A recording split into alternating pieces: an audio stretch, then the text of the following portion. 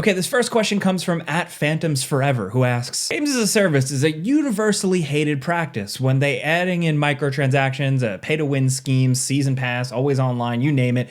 But why do these game companies always choose to do it? When they announce the game has games as a service elements in it, the internet will always hate on it. Take Suicide Squad Kill the Justice League for an example. Doesn't the company notice if they choose to do the game as games as a service, people will bash it? And we did, so they delayed the game eventually. Does the company think that by adding games as a service elements to single player only games will make them profit better, when the fact is that people mostly hate games as a service? The answer is, at least for me, and some people aren't going to want to hear this, games as a service isn't universally hated like you asked in the question. They find player bases. Not a lot, but a select specific few have tapped into getting it right, or at least getting it right for a subset of players, finding an audience, and they've kept going. Things like obviously Destiny being the big one. Everybody's chasing that cow. The Division to an extent. Warframes have had a lot of success. And then competitive multiplayer games kind of toe the line in some ways. Like there's different levels of games as a service style game, but they wouldn't be making them if they didn't know that there's a possibility that it could work out. The thing is that a lot of these companies bet a lot of chips on hoping to crack that code and find that audience, and they just don't. For me, I think the reality is that people only have so many times to endlessly play a game. People will be hooked on Destiny and endlessly play Destiny, right? But they're not going to play 4 other games like that at the same time. I think a lot of big companies started to read the tea leaves and see that something was coming and see a possibility here and invested a ton of money into it, ultimately getting too far along into it to the point where, yes, this is not popular online, but they're in too deep. They've invested too much resources, so they still got to put it out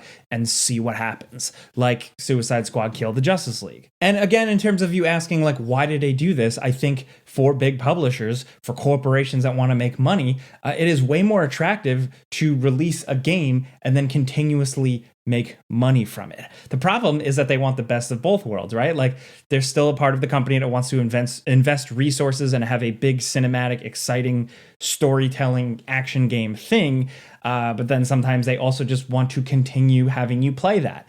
Get more than $60 out of you. Have this thing stay in the conversation and continue to generate money. And that's where I think the clash ultimately is. I don't really think a lot of times story-focused, adventure-y type games can work with this model. There are specific places where it does work out, and I know some people like Destiny lore, but for me, it just feels cynical from the design of the story, usually. You can feel it right in the roots. That, for me, is the biggest problem with a games as a service game, because I am open to finding one that I like. If I really am hooked on something and I find the content worthwhile and continuing to spend money on as a consumer, I will do it.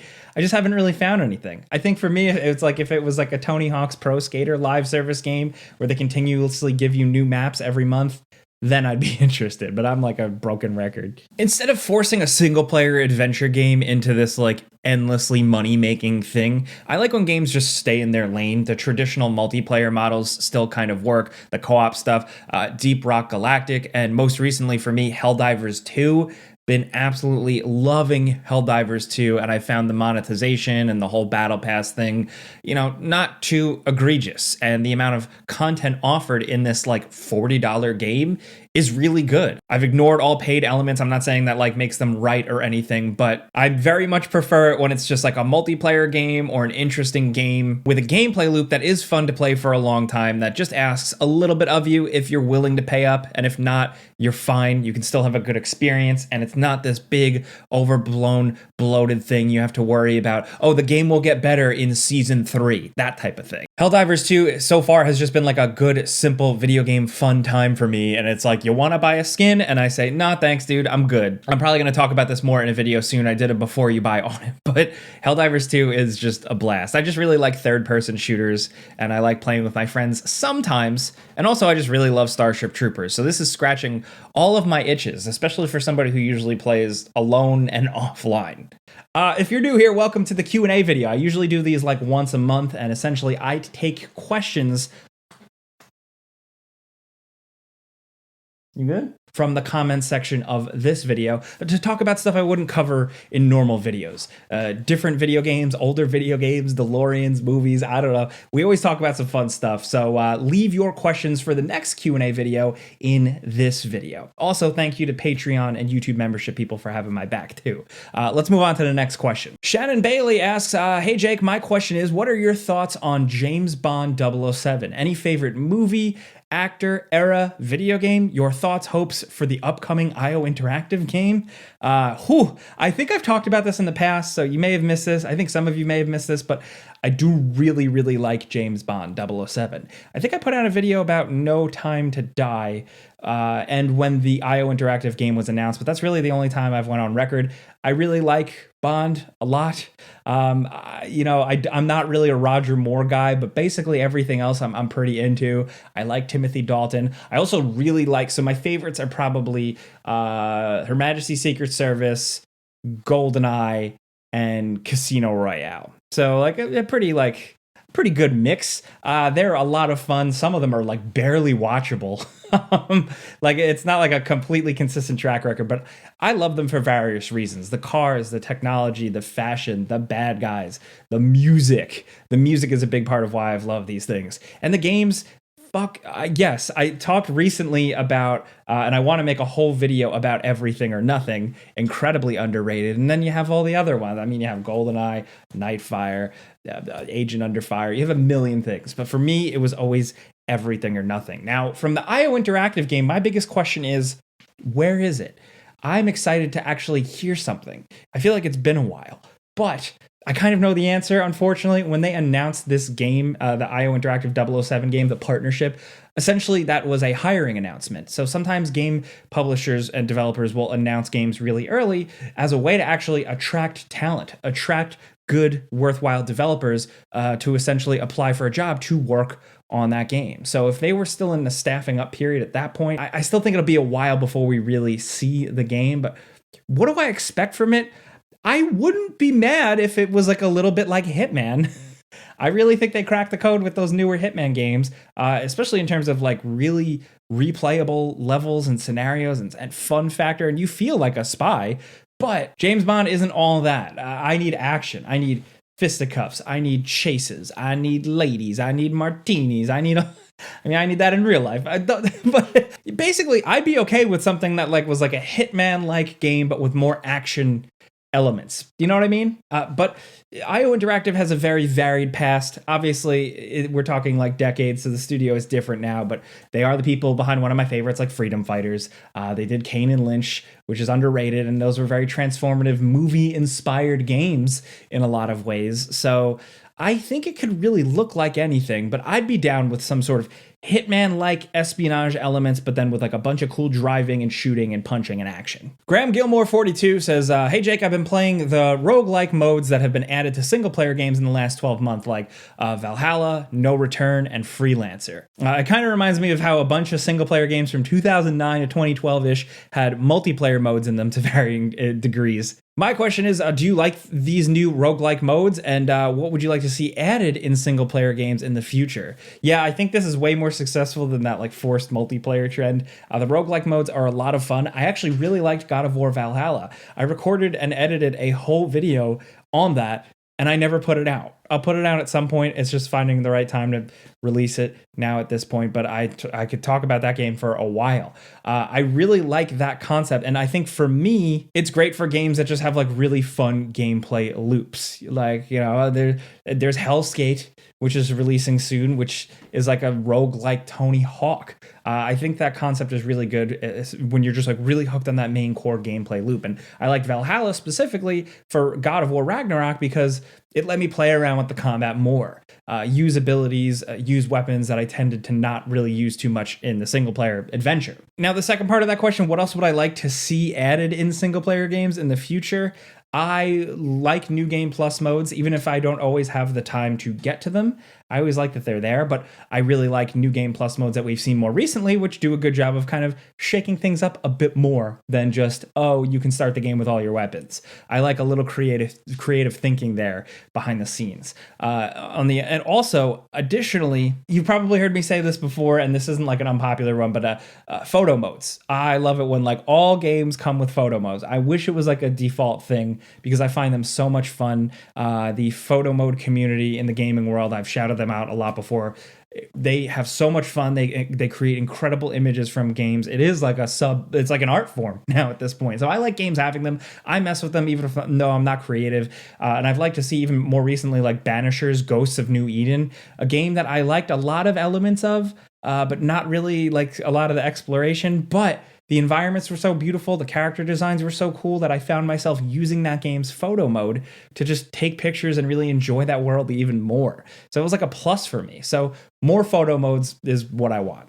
Open Ears 4859 says, hey man, have you ever jumped into Star Citizen? I know it's had its criticisms, but like the way you travel from a planet to space is incredible. It's what I think many people were after in Starfield. Yeah, it is funny to mention that. Like I haven't talked about this anywhere, but I have played Star Citizen. There was a point where GameRanks was looking for a possible before you buy on the game when it reached a certain milestone. So I jumped in. I didn't really spend a lot of time with it because we shifted priorities to a different game. I found it kind of obtuse, but I think in a good simulation way some people will like. I am ultimately not too interested in playing a lot of work in progress games, early access games. I do it when it's a big, interesting thing, but ultimately with Star Citizen, I know it's been a long time, but I am so at this point checked out that I'm like, you finish for real. And then I'll come around. I don't know when that'll be. Some people will joke never, but yeah, finish it and I'll come around. Rage Asylum 187 asks, what franchise would you want to see the RoboCop and Terminator creators tackle next? I'd love to see them try Die Hard and Judge Dredd. Ooh, you already took some good ones. I would have said Judge Dredd. But yeah, so the developers behind the most recent RoboCop Rogue City and the Terminator game that I always forget the name of, but the first person one. So they kind of understand the intellectual property. They kind of understand the things they're based on fairly well. So in terms of like old movie franchises, I would say Speed, but in another Q&A video a couple months back, I talked about my whole video game idea for a Speed game. I love that movie so much. Honestly, something goofier or something fun like Escape from New York, Escape from LA, like something like that. Big Trouble in Little China.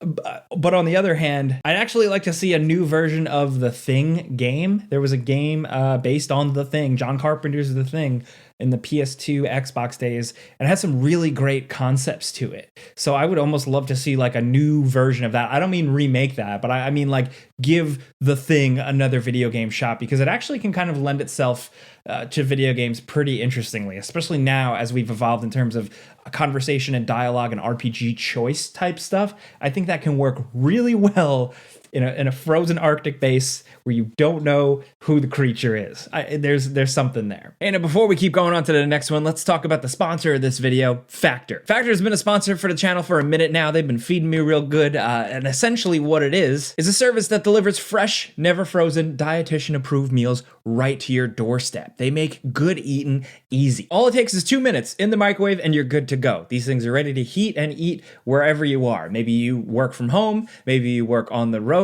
Either way, you're eating well. You'll have over 35 different options a week to choose from, including keto, Calorie Smart, Chef's Choice, vegan and veggie options, and more. Every person, every diet is accounted for here. Personally, I think they're great because I work a lot and I don't always have time to go to the grocery store or meal prep. This saves me in a pinch every time. And I like that I can eat restaurant quality stuff for lunch. Like today, it is sun-dried tomato chicken fusilli. Nice. But if you're on the go, Factor offers a bunch of other stuff, including smoothies that are really good to grab and go, as well as these wellness shots. By now, you're probably hungry, so if you do want to check this out, and it does help the show, all you got to do is head to factor75.com or click the link in the description down below and use code ONJAKE50 for 50% off your first Factor box, as well as free wellness shots for life. Yep, that's 2 free wellness shots from 3 available flavors for every order while you're an active subscriber. So once again, that's factor75.com. Don't forget to use code ONJAKE50, and big thanks to Factor for sponsoring these videos. Lost in Traveling When Times 9260 says, what are your thoughts on video game reveals coming further and further away from release? I'm of two minds. Ultimately, I don't love it. I actually just really like when things are kind of like rumored or rumbled and then like they're announced and then, you know, they come out. Like the biggest example I always go to is Fallout 4. Announced, revealed in the summer at E3 and then out that fall. That was beautiful. I love that. It was like the hype cycle was short but exciting, and that was it. On the other hand, with games being announced so far before release, I kind of have this weird existential, like, I just want things to look forward to. So, like, they announced the new Elder Scrolls a billion years before it's coming out, but, like, I have this weird thing in the back of my head where I'm just like, oh yeah, there's gonna be a new Elder Scrolls. That's gonna be cool. Like, I don't know. I just kind of go. I live my life on like my life is kind of like cut up in chunks of like what that next thing is. Like even in terms of like exciting movies or like books, like anything. It's just like, oh, that thing is gonna happen, and that's gonna be so cool. I'm gonna be able to see that on the big screen. I'm gonna be able to play that with my hands. I don't know if that sounds sad to some people. I just like media, you know. I just like engaging in this stuff and loving this stuff. That's just me. So yeah, I'm kind of two minds with this one. Natural Born Iller asks, hey Jay, can we get deep for a sec? Have you ever dealt with depression or anxiety? I've been going through a lot lately, making it hard to keep a job. Really want to get a stay-at-home job and was wondering what's the best avenue to go down for someone who doesn't have a lot of experience with computers. Yeah, I definitely have had my issues in the past. Depression, no, but anxiety and like sometimes like pretty debilitating anxiety, yes, straight up. For me, it was a lot during college and like it was really exacerbated through like not knowing what I wanted to do with my life. And for me, it was always like awful stomach aches and stomach pains and just almost paralysis. Like I would lose entire days to just like pacing and worrying. And it's just not a good feeling. I know it manifests in people differently. Many people I know personally deal with it much worse than I have, but it's something that comes and goes in my life. Sometimes it just pops up out of nowhere. Like you think everything's fine. It's a thing. I will say in terms of if you're looking to get a work from home job, but you don't have a lot of experience with computers, I would say get experience with computers in terms of the fact that like, and not to sound harsh, but you know, you're on a computer right now commenting or watching this YouTube video. So you're right there. You're halfway there. There are free learning services. You could just watch a bunch of YouTube videos to learn an avenue of computers, something to get into. IT requires a lot of training and a lot of education, but you can start from the ground floor. And you also, if you just don't know anything about what you want to do, you have a lot to cherry pick from. So start like kind of clicking around, bouncing around and see what really interests you. Get goal driven on that. Get focused on that, like, you know, just kind of like going through YouTube, getting some books from the library, seeing what interests you to kind of distract from maybe how else you're feeling. I am not like a therapist. I don't have any real good advice with that, but like personally, that's what I would try and do. Ivan Barroso says, hey, Jake, have you seen Godzilla Minus One? And if so, you should do a review on it. I'd love to hear your thoughts. I would love to do a whole video on it. I haven't had time, but I loved it. It was awesome. It was a really good time. So I really liked Shin Godzilla. And I was actually like not sure if it was going to top that because I really liked that one.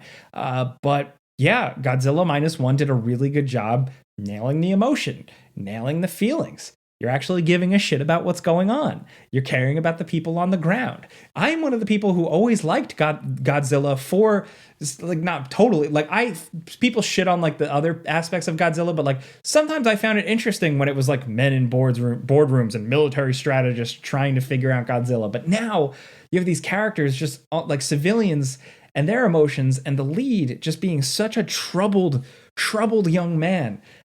Just made you really, really feel for him. Like it was hard to watch sometimes how much this poor guy was struggling. But in the end, it was like such a, like just like such a good feeling. I think the way the ending was handled with like certain ways things were revealed, I actually think they could have done it in a couple of ways to make it a little bit more impactful. Also, I didn't like the sequel tease at the end. I'm always down for sequel teases, I guess, with these types of things. They're always inevitable. But for me, it just felt so like it was like whiplash. You have this great emotional ending, and then it's like, actually sequel. It was just like, let it breathe for a fucking second, okay? But otherwise, loved it. I loved how much of a punk ass Godzilla was. He was mean. He introduced himself. He announced his arrival every time by throwing a flaming bus or train. And I love that about him. We love him. Dr. Ziegler says, will you make a video about the PC you got, Jake? Yes, I do plan on it. Keep an eye out for it because it's not going to be like super click worthy. I don't know how to like make it like an exciting video, but I'm going to talk about the new PC I got because it's interesting and I want to shout out the company. But also I want to talk about the last couple of PCs I built, my experience with PC gaming and stuff, and just kind of chat like this. So please be excited. Melon asks, this one is for the DeLorean related topic somewhat. So I always end up talking about DeLoreans in these videos. You vibing with the Cybertruck in any way? It's made of stainless steel and a bit of a spiritual successor for DeLorean with a modern automaker. Yes and no. I think when it was first announced, I was kind of into it. I was really cool. But like, I think like once it reached production and now seeing it in real life, I'm not into it as much. Also, it's just very like a target on, like not a target on your back, but it's just like, hey, look at me. Like it's as a vehicle. Although I am, believe it or not, like an SUV person. Like I drive and enjoy my Jeep. So I have some questions about some of its capabilities there. What I've been really enjoying is people getting these things and just, experiencing what it's like to deal with a stainless steel vehicle. As someone and a fan and a member of like the DeLorean online community, like we're just like weird nerds about the history of this car. Stainless steel vehicles have their quirks. It's pretty funny to just see, kind of like Tesla bros react to this. If we're doing like crazy weird trucks like the Cybertruck, I'm thinking like, let's get back into Hummers, man. I'm talking the first Hummer, like Arnold Schwarzenegger style. Soma, I'm just going to say that because I don't want to butcher the rest of your name. I'm sorry. I try. I'm curious, with so many franchises getting constant re-releases and remakes, I feel like some of the best material is still stuck on the PS3, PSP hardware, seemingly not getting any love. So is there any favorite game of yours from that era? Some of mine were the Resistance and Sly Cooper games. Well, you took mine with Resistance, but I will say Killzone. It's obvious. I know Killzone had like a PS4 title. And you know what? Infamous as well. Infamous had an early PS4 title. Killzone had an early PS4 title, but they didn't really set the world on fire, and the franchises have been kind of dormant ever since. And I would definitely like to see them make a comeback. Killzone, I just thought the style and like the enemies and like the faction, like I just thought that was just really interesting. And then Infamous, it's just like, a superhero game, but not based on a Marvel or DC property. It's just like its own thing. I love that, and I want more of that. Also, if we're talking about things like stuck on the PS3, Metal Gear Solid 4. I mean, it's trapped there. Let's get it out. Because also Booty Jigglestein asks, hey Jake, I need to know what you think about Metal Gear Solid 4. I don't hear you bring it up, and I would like to know. Well, I plan on eventually doing a bunch more like big Metal Gear videos, but let me see what I got here. Hang on. Let me go to my collection. Okay, so what do I got here? So I got a couple of sealed versions. I got Metal Gear Solid 4, Guns of the Patriots. So I loved it. I dated a girl just because she had a PS3, and I didn't. Shout out to her. Thank you for that. Thanks for putting up with me. I love it. It's awesome. I haven't replayed. It's probably the one I've replayed the least, but also the one I've watched the most on YouTube. It is the most like fan servicey and kind of does a bunch of weird big shit.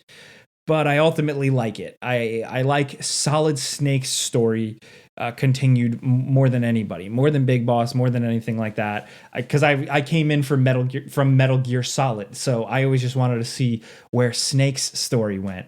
And 4 gave me so much of that and so many interesting concepts and this rapidly aging hero character. You get new takes on Raiden, you get Colonel Campbell, you get Naomi, like everybody's back, and it's wild that they do that. And it almost feels like a weird step from Metal Gear Solid 2, which very much went its own way. But I loved it. And people were like, oh, the cutscenes are like so long. I was like, whatever. I don't care. The gameplay was really good. And then the cutscenes were really good. There's not enough time to talk about it all here in this video. So I got to move on. But thank you for letting me flex my collection a little bit and talk about it. So I'm going to eventually show, it's all like right here off screen, like my whole Metal Gear thing. I know I've talked about it. I know I've been promising all these things on this channel, but I'm gonna. Don't worry. Same goes for M is Beast, who says, "Hey Jake, I'm surprised you haven't made an Alan Wake 2 video here. I really enjoy your non-review spoiler talks about the games you really like, and Alan Wake 2 has been my most anticipated video." Hang on, please. I'm gonna try and put that out at some point. Again, it's another one like the God of War Valhalla video, where like now that the tide has passed for a lot of people talking about those games, I'm trying to figure out the right time to put it out. But Alan Wake 2, I definitely have a lot more to say about the story. Sometimes I don't feel like I'm like smart enough to talk about it because the story is so weird, but I'm gonna try. Wasteland Wanderer says, "Hey Jake, is there any games your non-gamer or casual gamer family, friends, significant others get hooked on by watching you play? My family has always loved watching me play Rockstar games like GTA and Red Dead." For me, I remember when I first got my own place and had like a nice TV, I would show off people and I would just put on Spider-Man PS4 and swing around. And people who aren't really into video games that would come over, like my parents and stuff, would be like, this is insane, dude. Like they've never even seen like HDR before on a TV, let alone a realistic fucking Spider-Man swinging around in a game. So that always blew people away. But then for like significant other and stuff, the most recent thing I can think of was like when I was reviewing The Last of Us Part 2. It was COVID, so we were kind of just like all just sitting around, stuck in our house, and she ended up sitting and watching me play like most of the game. And I remember just constantly apologizing to her, like, I'm sorry. Not because of like the story or anything. Well, partially because she didn't know anything about the story from The Last of Us 1. So I had to kind of fill her in. But also just because a lot of that game is just walking around and pressing triangle and grabbing parts to loot, and it's like the most annoying part of the game. And it's funny for somebody who doesn't watch a lot of video games to then watch a video game where half of the video game is about somebody obsessively just rummaging through cabinets and doors and fridges. But long story short, yeah, if I want to like melt somebody's mind, like if I want to like fuck up grandma's brain, I'll put on Spider-Man on a big OLED TV with HDR on. That or a racing game, Forza or GT7, like always blows the dads away. They're like, whoa, that's like a real car. But that's a wrap for me. I've went on far too long now. So let me know what you think about all the weird things I had to say today. I definitely would like to have a conversation. The comments section in the Q&A videos are like my favorite, but also because submit questions down there for the next Q&A video. I'll pick questions from this comment section for next month. So thank you guys. I know you like these. It's kind of like a little podcast listen sesh, and you've asked for more. I'm going to try and come up with more, but for now, thank you for listening to me ramble for this long. Clicking the like button legit helps me, and the sponsor and everything. Thank you. But that's it. I'm Jake Baldino. Subscribe because video games. Pizza's on me.